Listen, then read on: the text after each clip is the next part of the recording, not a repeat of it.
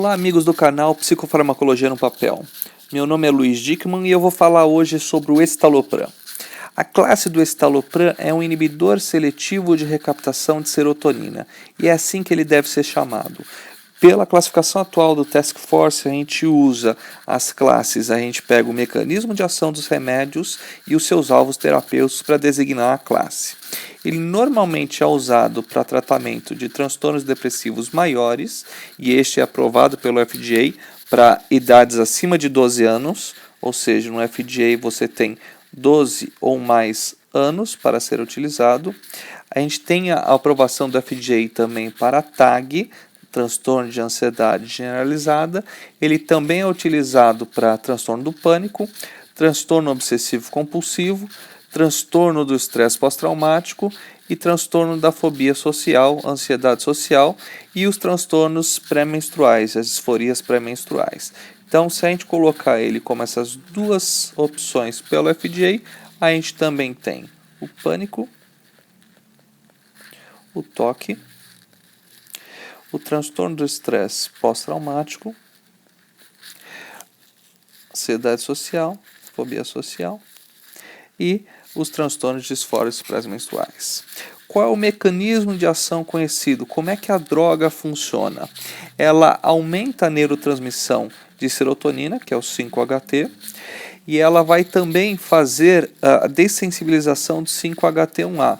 Não é um mecanismo de ação dela, mas sim do fato de eu estar aumentando a serotonina, eu vou dessensibilizar os receptores pré-sinápticos 5-HT1A, não tão rápido quanto os agonistas totais e parciais desses receptores. E, teoricamente, ele vai aumentar toda a quantidade de 5-HT em todas as regiões onde existem bombas de recaptação de serotonina que vão estar sendo bloqueadas. O que a gente sabe? Quanto tempo até ele funcionar? Em média, a gente vai ter que esperar de 14 a 21 dias para o início da ação. Para a gente falar em efeito terapêutico maior, a gente vai esperar entre 21 e 42 dias em média, que é entre 3 e 6 semanas, que é o mais comum. Se em 3 semanas ainda não estiver funcionando, a gente ainda pode aumentar um pouco a espera, mas na média a gente espera que o paciente melhore pelo menos 15 a 20% naquele período. Se chegou em 6 a 8 semanas e você não teve uma melhora do quadro, a gente está falando provavelmente de uma falha terapêutica, a gente vai ter que chegar até a dose máxima tolerada, ou associar, ou então trocar, que é o que muitas vezes a gente faz. Então, na prática clínica, normalmente com 21 dias a gente já pode aumentar a dose da medicação, esperando um resultado maior, até remissão. A gente chega na máxima dose tolerada. Se não tiver remissão, a gente associa com uma outra medicação. Se não teve resposta nenhuma, menos de 15 a 20% nas escalas de Hamilton ou de Madras, a gente normalmente faz uma troca por outra classe medicamentosa. Se funcionar, o que a gente faz? O tratamento ele busca sempre a remissão, ou seja, a remissão completa e não apenas a resposta. Ou seja, tem que zerar todos os sintomas e não apenas melhorá-los. Normalmente, o que a gente consegue? Uma remissão durante o período do tratamento e sempre tem o risco da recaída. A gente sabe que, em média, você pode ter o primeiro episódio de depressão, ele pode cursar com 50% de risco de um segundo episódio. O segundo episódio pode cursar com um risco de 70% de um terceiro episódio. Um terceiro episódio pode cursar com um risco de 90% para um quarto episódio. Então, na média, depois do primeiro episódio, a gente continua tratando 9 a 12 meses após atingir a remissão. O segundo episódio depende do guideline, muitas vezes a gente vai para 24 meses após atingir a remissão. E o terceiro tratamento, 60 meses, 5 anos, depois de atingir a remissão. E o quarto tratamento, ele fica indefinido muitas vezes, porque a gente sabe que a chance de uma nova recaída é muito grande. O que a gente sabe? Que depois a gente conseguir atingir isso, a gente vai fazer a retirada da medicação gradualmente, tomando cuidado para não ter sintomas das retiradas, que são sintomas chatos, que são os sintomas de retiradas de antidepressivos. serotonérgicos normalmente que dão cabeça vazia, sensação de andar nas nuvens, mal-estar, uma sensação, mialgia, outros sintomas físicos que incomodam bastante os pacientes.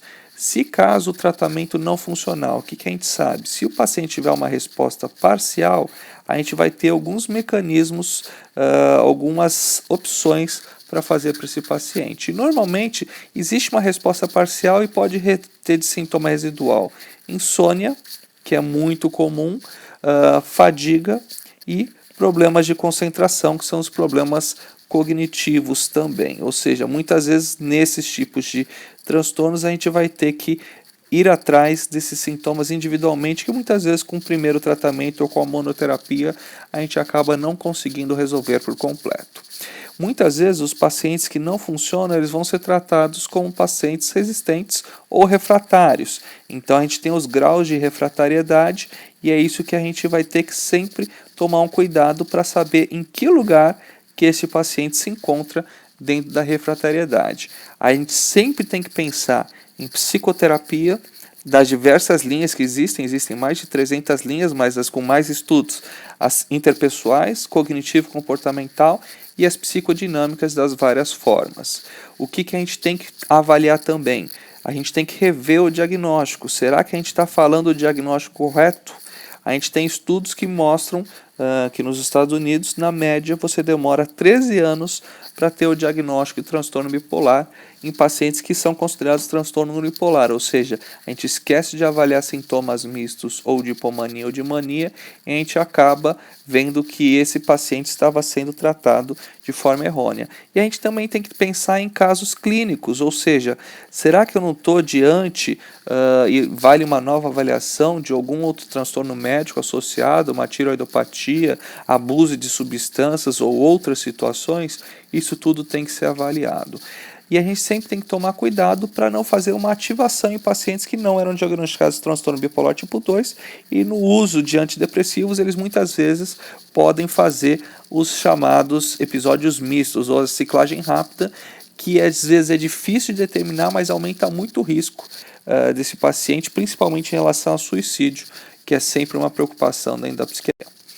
As combinações de respostas na refratariedade. O que a gente costuma utilizar, o que são coisas avaliadas, inclusive a literatura que eu recomendo fortemente é do Stephen Stahl, vulgo Steve. Né? Então a trazodona é uma combinação bastante comum. A trazodona ela pode ser usada em monoterapia em doses maiores, por ela também ter um poder antidepressivo igual aos inibidores seletivos aos duais pelos estudos, mas quando associada ela vai principalmente nos casos de insônia comórbida, ela tem um antagonista 5-HT2A, tem um agonista 5-HT1A, tem um antagonista 5-HT2C e alguns efeitos secundários também, que é o bloqueio H1 e o bloqueio alfa-1, que também são situações que são sedativas. A bupropiona, que ela também pode ser utilizada na combinação com antidepressivos, lembrando que é uma droga noradrenérgica e dopaminérgica, tá? Ou seja, ela não atua na serotonina, mas a gente sempre tem que lembrar que toda vez que a gente está misturando antidepressivos, a gente está aumentando o risco de fazer uma virada no paciente que a gente muitas vezes não diagnosticou corretamente como transtorno bipolar. Ou seja, sempre tem que tomar cuidado para qualquer antidepressivo que a gente esteja combinando. A modafinila também pode ser utilizada na associação desses antidepressivos, principalmente para fadiga, sonolência e falta de concentração. Ou seja, é uma boa situação nesse tipo de associação. No Brasil se chama Stavigile, a única droga disponível da modafinila. A gente pode associar com benzodiazepines quando alguns sintomas residuais respondem bem a esse tipo de classe terapêutica. Na falha desses mecanismos usuais, né, a gente também pode ir para os tratamentos com gabapentina ou pré-gabalina, que também é uma possibilidade, mas quando esses outros falharam, gabapentina ou pré-gabalina,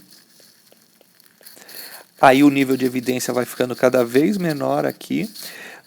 Outras associações comuns e teoricamente muito boas também é com carbonato de lítio, buscando uma litemia adequada de 0,6 ou um pouquinho maior. A buspirona, que é um agonista de 5-HT1A, que pode ser uma boa combinação também.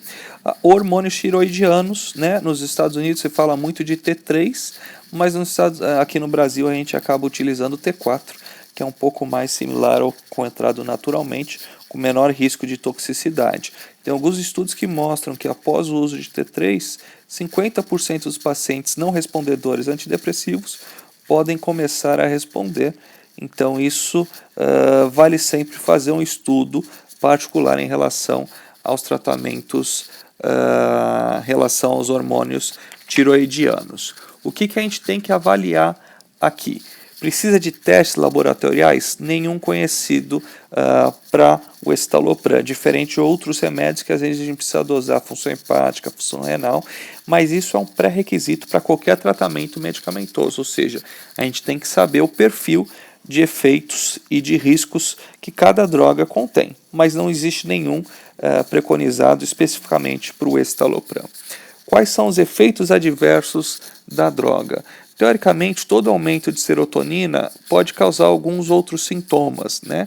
Então você pode ter insônia no início, principalmente por ativação do receptor 5-HT2A. Você pode ter ansiedade inicial quando você tem um boost de serotonina em receptores que ainda estão no upregulation. Se a gente lembrar lá da primeira aula falando sobre neurotransmissão, você tem no aumento da serotonina, no aumento do 5-HT, o que você pode ter consequentemente? Você pode ter uma diminuição da liberação de dopamina por feedback. E o que isso causa? Isso pode causar sintomas, né? Aquela emoção não é embotada, porque embotamento é um sintoma da esquizofrenia grave, onde você não tem a modulação do afeto e o pensamento, mas aquela apatia, o flattening emocional, aquele estado blasé, onde o paciente se sente menos capaz de sentir emoções, ou seja, não está nem feliz nem triste. Isso é uma situação que incomoda muito e muitas vezes melhora com o tempo, mas às vezes não melhora, e isso pode trazer também sintomas de menor resposta cognitiva, ou seja, pacientes eles podem ter associado alguns déficits cognitivos durante o uso da medicação, dos inibidores seletivos de captação de serotonina. A maioria dos efeitos colaterais eles vão passar, e os que não passarem, muitas vezes a gente vai ter que combater com algum outro tipo de estratégia. Os efeitos sexuais comuns, sexuais, né, eles existem na maior parte dos inibidores seletivos dos duais e dos tricíclicos, e eles se comportam como retardo na ejaculação, ou anorgasmia, em alguns casos mais drásticos, ejaculação, diminuição da libido para homens e para mulheres. Isso aqui acaba incomodando muito, e muitas vezes a gente busca outros tratamentos visando não atingir tanto a libido de forma tão intensa. Você pode ter sintomas gastrointestinais também, como náusea, principalmente no começo, diarreia também pode acontecer. Você pode ter alguns outros sintomas de diminuição do apetite, constipação, boca seca, principalmente no início do tratamento. Outros sintomas de agitação, tremores, dor de cabeça também são comuns. O suor aumentado, ativação autonômica também pode acontecer. Em alguns pacientes existe risco de sangramento, tá? Ou seja, a gente tem que tomar cuidado muitas vezes na associação com AINES, com anti-inflamatórios não esteroidais, que são comuns, e eventualmente também diminuição do sódio, né, hiponatremia, principalmente em pessoas idosas, e normalmente é reversível com a descontinuação do escitalopram. O que a gente tem que tomar cuidado, que eventualmente é um risco maior? Convulsões é muito raro, mas pode acontecer, e indução de mania em pacientes que eram diagnosticados ou não diagnosticados como transtorno bipolar. Por isso sempre o cuidado de usar um estabilizador junto e avaliar o custo-benefício do tratamento. Muitas vezes o que se fala muito é a ativação dos pensamentos de suicídio, principalmente em pessoas abaixo de 25 anos e classicamente adolescentes e adultos jovens, né? Quanto mais jovem, maior o risco de uma ativação de pensamentos suicidas no início do tratamento. Então, tomar um cuidado principalmente nessa faixa etária. Em pacientes idosos existe uma proteção contra o suicídio, em pacientes no período entre 25 e 60 anos, não é neutro, ou seja, não ajuda e nem atrapalha, segundo os estudos. Em relação ao ganho de peso, não é comum, ou seja, não é uma coisa para a gente se preocupar normalmente. A sedação também não é comum. Em relação ao ganho de peso, a gente sabe que quase todos os inibidores seletivos, em média em 12 a 24 meses, pode ter um ganho de 2 a 4 quilos. Isso mesmo a fluoxetina, que é considerado o mais anorexígeno dos antidepressivos da família dos inibidores seletivos. Mas não é famoso também por conta disso. O que a gente faz com os efeitos colaterais quando eles acontecem? A gente espera e continua esperando e acalmando o paciente, a ansiedade do paciente, muitas vezes do médico, para aquele sintoma diminuir rapidamente. Às vezes não vai acontecer. Se depois de algumas semanas isso continuar perturbando o paciente, você muitas vezes vai fazer uma troca da medicação ou tentar associar alguma medicação para reverter os efeitos colaterais. O que normalmente a gente usa junto com esse escitalopram? A gente usa outros remédios visando diminuir efeitos colaterais. A trazodona pode ser usado para insônia ou para efeito sexual. A bupropiona, o sildenafil, o vardenafil ou o tadalafil para os efeitos sexuais. Ou seja, a bupropiona na dose de 150 mg, ela pode melhorar um pouquinho a libido. A bupropiona, principalmente para libido. Os inibidores de fosfodiesterase, sildenafil é o mais famoso, que é o Viagra, o vardenafil e o tadalafil. O vardenafil é o Levitra, o tadalafil é o Cialis e o lopenafil é o Eleva, que foi descoberto aqui no Brasil. Para os sintomas, para dificuldade de ereção, normalmente ele é utilizado, com segurança também. Para o embotamento afetivo, para o afeto, muitas vezes a bupropiona também é uma boa opção, ou seja, novamente ela pode ter uma indicação pelo fator dela ser noradrenérgico e dopaminérgico. A mirtazapina pode também ser utilizada, né, como um potencial adjuvante no tratamento, pelos efeitos gastrointestinais que diminuem com a mirtazapina, pela questão da insônia e da agitação, que também pode ser melhorados com a mirtazapina. Os benzodiazepínicos, quando os sintomas são de ansiedade, ou muitas vezes no início do tratamento, durante as 3 primeiras semanas, a maior parte dos efeitos colaterais são dose dependentes, então a gente acaba tendo um cuidado maior nas doses perto de 15 ou 20 miligramas, e esse é o cuidado inicial que a gente vai ter quando está manejando o escitalopram. Quando a gente fala em dosagem e uso, a dosagem usual é 10 a 20 miligramas. Já foi estudado doses de 50 miligramas até 60 miligramas de escitalopram, mas o que a gente sabe é que quando as doses passam do label, muitas vezes a curva da distribuição do escitalopram e a atuação dele no SNC, ele já não é linear, a não ser em pacientes que tenham uma alteração no seu exame de farmacogenética, ou seja, sejam pessoas com metabolismo mais rápido para alguns CYPs que metabolizam o escitalopram. Então isso é importante a gente lembrar. Como é que a gente chega na dose? Normalmente a gente começa com uma dose menor, de 10 miligramas.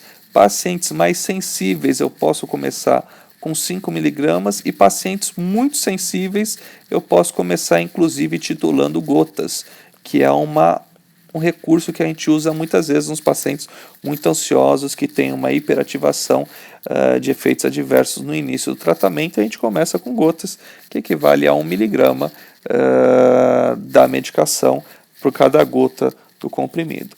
Alguns pacientes vão acabar precisando de 30 a 40 miligramas, isso não é incomum, mas já lembrando que são doses off-label, não estão na bula. E se a ansiedade for intolerável, a insônia, a agitação, a catesia, eu tenho que lembrar se não vai ser necessário um estabilizador de humor nesses pacientes que estão tendo efeitos adversos incomuns em relação ao caso. Na overdose, tem poucos relatos de overdose e provavelmente você tem um efeito muito comum, muito parecido com o seu primo mais velho, o citalopram, que foi de onde o sal do escitalopram veio. A gente tem algumas fatalidades em combinação, principalmente com outras drogas, né, na overdose do escitalopram, e os sintomas normalmente incluem vômitos, sedação. Você tem normalmente distúrbios do ritmo, né? Então alterações no ECG. Você pode ter tontura, sudorese, náusea, tremor, muitas vezes muito semelhante aos sintomas de síndrome serotonérgica. Em alguns momentos você pode ter confusão, amnésia, coma e convulsão. O uso no longo prazo é seguro, você não tem indução de tolerância, isso é importante a gente lembrar. E para a gente interromper o escitalopram, como todo inibidor seletivo, a gente tem que ter um cuidadinho muitas vezes na hora de interromper para não fazer sintomas da interrupção abrupta dos inibidores seletivos. Claro que os piores são venlafaxina e paroxetina pela meia-vida curta, o escitalopram não tem uma meia-vida tão curta, mas vale sempre lembrar que quando a gente vai diminuir, uma dica quando eu quero diminuir um pouco mais rápido, sem demorar muito, é diminuir 50% da dose normalmente em 3 dias, e mais 50% nos outros 3 dias. Ou seja, com isso eu consigo fazer uma redução em menos de uma semana, mas se eu tiver síndrome de descontinuação, aí eu volto, aumento o nível para o nível anterior, aumento dose e diminuo devagar. Ou seja, isso é em situações em que o paciente foi muito sensível à retirada da medicação. Uma parte que eu gosto muito, né, da farmacologia é tentar lembrar os outros dados que são importantes a gente saber de cada um dos sais. A farmacocinética não é curta, né, mas também não é muito longa, vai normalmente de 27 a 32 horas, 32, 33 horas do escitalopram. Você lembra o seguinte, que o estado plasmático normalmente é atingido em uma semana, ou seja, o steady state demora em média 7 dias, e você normalmente não vai ter ação no citocromo CYP450, ou seja, não é indutor nem um inibidor enzimático importante. Quais são as interações medicamentosas que eu tenho que ter um cuidado aqui? Vamos deixar em vermelho. Muitas vezes o tramadol é um cuidado que a gente tem que ter no Brasil, o mais comum do nome é o tramal. Então, o tramadol tem que ter um cuidado principalmente por riscos de convulsão, por diminuir o limiar convulsivo. A gente tem que tomar um cuidado com os IMAUs, ou seja, os inibidores da monoaminoxidase, por risco de síndrome serotonérgica, ou seja, 21 dias é o que normalmente tem que separar, né? Pelo menos 15, mas normalmente 21 dias depois que os IMAUs são interrompidos, para eu começar a introduzir o escitalopram. E eu não vou normalmente, eu tenho que esperar pelo menos 5 meia-vidas, né? De um fármaco no decaimento dele para começar um inibidor da monoaminoxidase por risco de síndrome serotonérgica. Isso tudo requer um cuidado atencial. E o risco de sangramento também é importante eu avaliar quando eu estou fazendo tratamentos medindo INR ou com outros anti-inflamatórios de uso prolongado, mas o principal, o maior risco seria com a varfarina.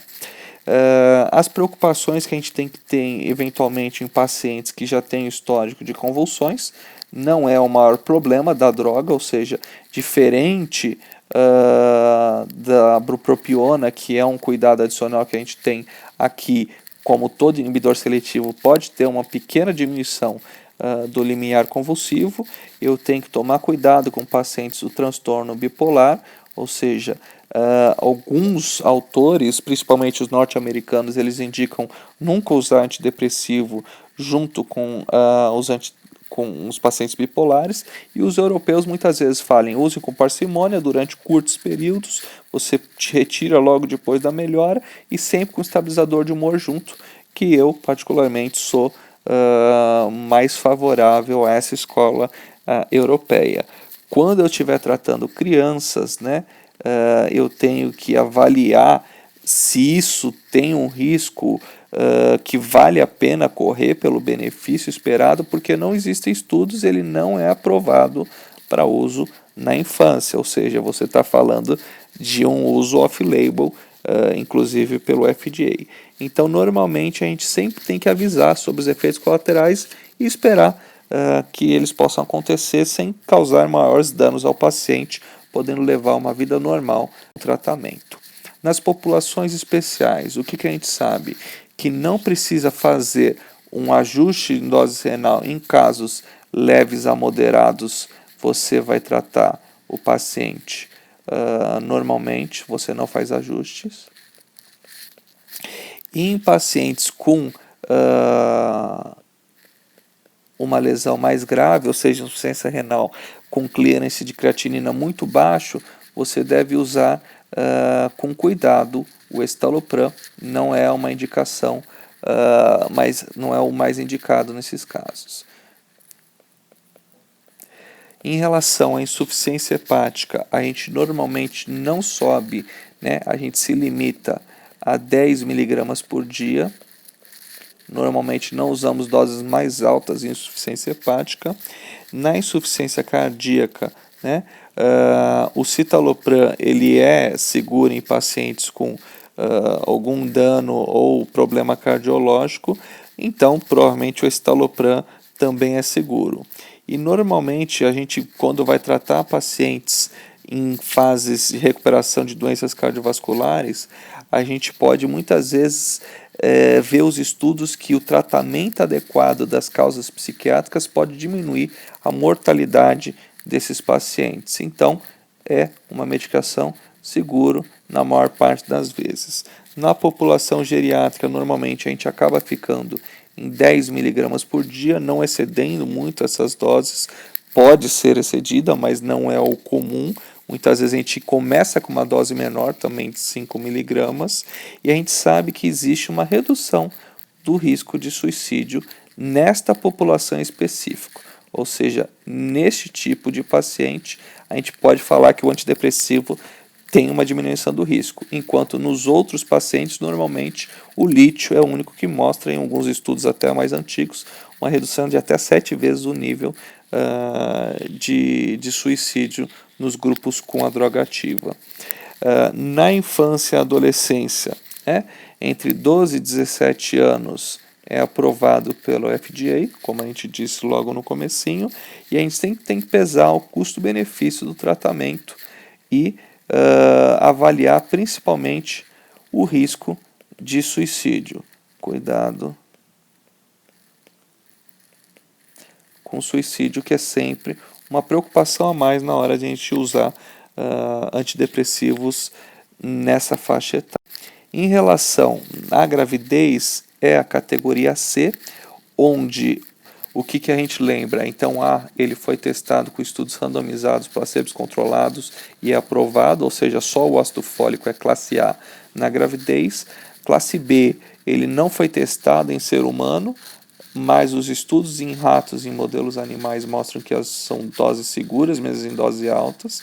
Classe C, tem alguns estudos de complicações perinatais ou iatrogenia ou malformação de órgãos ou menor peso ao nascer em animais em doses mais altas, mas não foi estudado em ser humano, e este normalmente onde está a maior parte dos remédios psiquiátricos. Tem a classe D e a classe X, que são onde o risco já não compensa muitas vezes o possível benefício da medicação.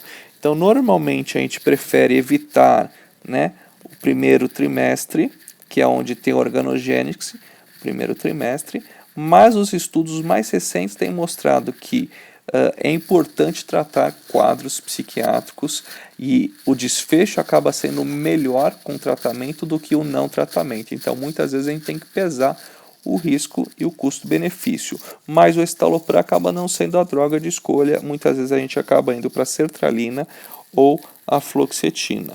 Então, a gente sempre tem que tomar um cuidado durante esta fase especial, mas não deixando de tratar os pacientes, e estes têm sido os consensos mais recentes em estudos de gestante. Na amamentação, você tem um pouco da medicação no leite materno, ela passa, né? Então, os que menos passam, lembrando, é a sertralina e a paroxetina, e a fluoxetina depois do primeiro mês também tem um nível um pouquinho menor, mas no primeiro mês ela tem uma passagem para o leite bastante grande. O que a gente encontra, né, se ficar, né, ter um cuidado a mais, um cuidado com irritabilidade na criança, irritabilidade, ou sedação na criança pode indicar que a droga esteja passando de uma maneira inadequada, numa quantidade maior. A gente tem que lembrar que o pós-parto é um risco aumentado para transtornos psiquiátricos, então a gente tem que tomar muito cuidado nessa população, e a gente sempre tem que avaliar o custo-benefício do tratamento, né? E lembrando que o benefício do aleitamento materno é muito grande. E muitas vezes, né, quem estuda esse tipo de população e trata esse tipo de população, a gente acaba escolhendo tratar o transtorno psiquiátrico enquanto mantém a amamentação materna para a maior parte dos pacientes, porque o benefício acaba valendo a pena. A arte da psicofarmacologia, o que a gente tem que lembrar, né? O escitalopram tem poucos efeitos com outras medicações, poucos efeitos adversos na média. Ele não tem interação medicamentosa, ou seja, combina muitas vezes com pacientes que estão usando polifarmácia. Pouca interação medicamentosa. O que mais que a gente tem também? Que ele vai tratar muitas vezes bem tanto os transtornos depressivos como os transtornos de ansiedade, transtornos de pânico, e isso faz com que seja uma droga que seja utilizada em ampla faixa terapêutica para vários distúrbios comuns e muitas vezes manejada por pacientes, por médicos que não são da área da psiquiatria e da neurologia, por uma facilidade. Ele é o mais seletivo dos inibidores seletivos, ou seja, a paroxetina é o mais potente, o escitalopram é o mais seletivo deles, dos ISRS. Ele é um derivado do citalopram, então a dose de 10 mg de escitalopram equivale a 20 mg de citalopram, e isso é uma conta que a gente faz muitas vezes para lembrar dessa conversão. O escitalopram normalmente ele pode ser utilizado para potencializar outros tratamentos, porque ele tem pouca interação no CYP450, no 2D6 ou no 3A4. Então ele vai ter uma alteração muito pequena farmacodinâmica e farmacocinética nas outras medicações. Então lembrando que a farmacocinética é o que o corpo faz com a droga e a farmacodinâmica é o que a droga faz com o corpo. Os inibidores seletivos, tem alguns estudos que eles podem ser menos efetivos em mulheres acima de 50 anos, principalmente aquelas que não estão em tratamento hormonal com estrogênio, e os inibidores seletivos eles podem causar aqueles hot flushes em pacientes na perimenopausa. Então esse é um cuidado que a gente vai ter nesses pacientes. E muitas vezes você tem que avaliar em pacientes idosos a não resposta ao escitalopram pode fazer com que a gente considere algum quadro demencial em atividade, e isso a gente pode lembrar nos pacientes que não estão funcionando muito bem. Tá bom? Muito obrigado. Essa é a aula dos escitalopram. Um abraço.